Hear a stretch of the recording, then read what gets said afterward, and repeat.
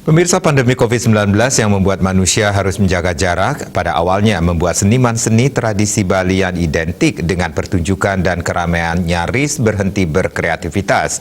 Bahkan Pesta Kesenian Bali 2020 terpaksa harus ditunda. Namun seiring waktu, kreativitas seniman Bali tidak mampu ditundukkan oleh pandemi, terbukti dengan kemampuan untuk memanfaatkan ruang dan waktu serta teknologi.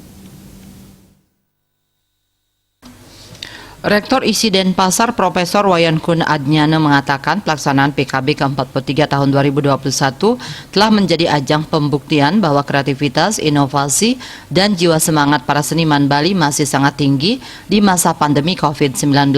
Hal ini dibuktikan dari karya-karya seni yang dihasilkan rata-rata sangat menarik. Jadi karya seni virtual pun bisa metaksu. Ini artinya kreativitas seni dengan teknologi adalah hal yang memang menjadi perhatian bersama seluruh seniman Bali karena dunia berada di titik itu sekarang. Untuk itu semua para seniman di Bali diajak untuk bisa mendekatkan diri dengan teknologi sehingga mampu menghasilkan karya seni virtual metaksu. Melalui seni virtual, karya kreativitas seni Bali akan semakin diapresiasi oleh masyarakat dunia. Budayawan Ana Agung Gederake sepakat bahwa pandemi COVID-19 tak menghentikan kegiatan seni budaya di Bali. Pandemi COVID-19 yang mewabah di dunia dan khususnya Bali berarti tidak harus menghentikan kegiatan seni budaya. Bila hal itu yang terjadi, fatal akibatnya terhadap upaya penguatan dan pemajuan kebudayaan Bali.